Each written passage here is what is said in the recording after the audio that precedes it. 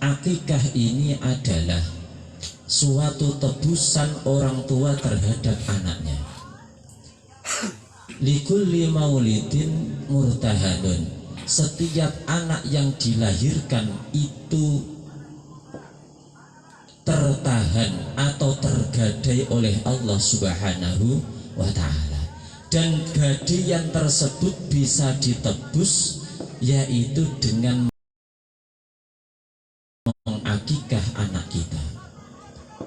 Jadi akikah ini sangat-sangat dianjurkan oleh syariat, oleh Allah dan Rasulnya, yang mana kesunahannya yaitu laki-laki dengan 2 kambing, perempuan 1 kambing. Seandainya kalau dihitung-hitung kok harganya 2 ini hampir sama dengan sapi, Pak. Seandainya sekalian kita belikan sapi, bagaimana hukumnya? Boleh. Akikah pakai sapi boleh. Yang nggak boleh itu pakai ayam. Nah itu tadi sore ada yang tanya sama saya, Pak, kita dulu itu akikah anak-anak kita pakai ayam, itu hukumnya bagaimana? Nggak jadi akikahnya. Yaitu yang lebih afdal adalah pakai kambing. Jadi yang mana tebusan ini sebagaimana kita membeli kendaraan sepeda motor, mobil atau tanah. Akikah ini bagaikan sertifikat, yaitu sebuah legalitas anak terhadap orang tuanya. Saya berikan contoh, ketika anak belum diakikah, sebelum balik, anak tersebut dipanggil oleh Allah Subhanahu wa ta'ala. Otomatis anak tersebut menjadi pelayan surga. Dan ketika belum diakikah oleh orang tuanya, maka anak tersebut menjadi pelayan umum, tidak melayani orang tuanya dikarenakan belum diakikah. Lah bisa menjadi investasi bagi orang tuanya, bisa menjadi tabungan bagi orang tuanya, bisa menjadi pelayan khusus untuk orang tuanya ketika anak tersebut sudah diakikah.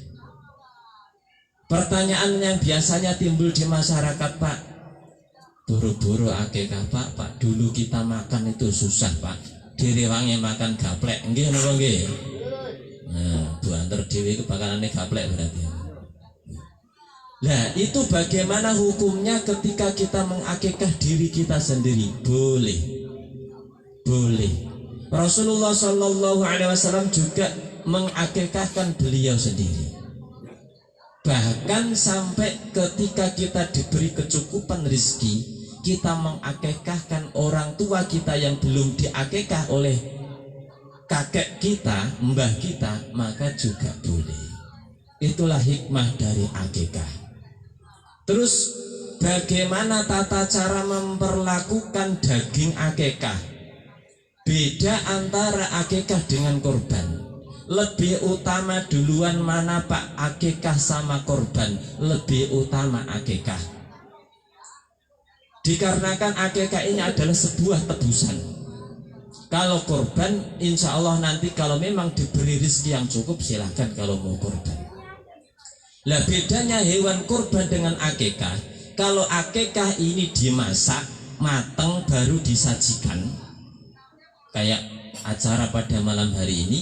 Kalau kurban dibagi ketika waktu masih mentah. Cara memperlakukannya juga beda. Ketika hewan akikah, ini banyak yang belum tahu, ketika motong-motong tulang akikah, hewan akikah itu jangan dicacah-cacah tulangnya, diambil pergelangan-pergelangan tulang. Karena apa? Ketika dicacah-cacah tulangnya ini nanti pengaruh terhadap perkembangan anak. Jadi kesunahannya diambil dari pergelangan-pergelangan tulang. Beda dengan hewan kurban. Kalau kurban ini silahkan mau dicincang-cincang kah, dimutilasi kah, silahkan. Beda dengan akikah. Jadi itu cara memperlakukan hewan akikah dengan kurban. Saya tambah sedikit, ini saya ijazahkan kepada panjenengan semua agar supaya apa, kita membantu mengurangi beban Pak Desa sedikit. Pak Desa ku mumet ngurus wargane yang masalah janda lah, masalah dibawa kabur orang lah istrinya. Lah ini tak kasih tips sedikit. Ketika jenengan punya cucu, punya anak sebelum balik, dengan berkah bacaan surat ini nanti, insya Allah seumur hidupnya nanti akan dijauhkan dari cobaan yang namanya zina. Amin ya robbal alamin. Karena saya sendiri pribadi itu prihatin, sangat-sangat prihatin. Sering saya sampaikan di pengajian walimatul urus, walimah pernikahan, sering saya gembar-gemborkan masalah itu. Yang mana saya kasih ilmunya, ketika anak jenengan sebelum balik itu pegang embun-embunannya, terus kemudian bacakan surat Inna anzalnahu fi lailatul qadr. Wa ma adraka ma lailatul qadr. Lailatul qadri khairum min alfi syahr. Tanazzalul malaikatu warruhu fiha biidzni rabbihim min kulli amrin salam hiya hatta matla'il fajr. Itu di embun-embunannya. Kemudian di dadanya bacakan alam nashrah laka sadrak wa wada'na anka wizrak alladhi anqadha dhahrak wa rafa'na laka dhikrak fa inna ma'al usri yusra fa idza faragta fansab wa ila rabbika farghab. Insyaallah dengan berkah bacaan surat alam nashrah dengan inna anzalna, seumur hidupnya nanti tidak akan kena cobaan zina. Amin ya robbal alamin. Masalah penyakitnya orang Arso itu ya situ. Naudzubillah summa naudzubillah. Bukan hanya orang Arso, di Bongkrang, di mana pokoknya daerah Tan itu penyakitnya seperti itu. Dengan adanya kita punya majelis sholawat dan sebagainya, kita memohon kepada Allah agar supaya kemaksiatan yang ada di kampung kita ini diangkat oleh Allah Subhanahu wa Ta'ala, digantikan rahmatnya Allah, agar supaya kampung kita menjadi kampung yang gemah ripah loh jinawe. Amin ya robbal alamin. Mungkin sedikit itu yang kami sampaikan, semoga ada berkah dan manfaatnya. Amin ya robbal alamin. Faya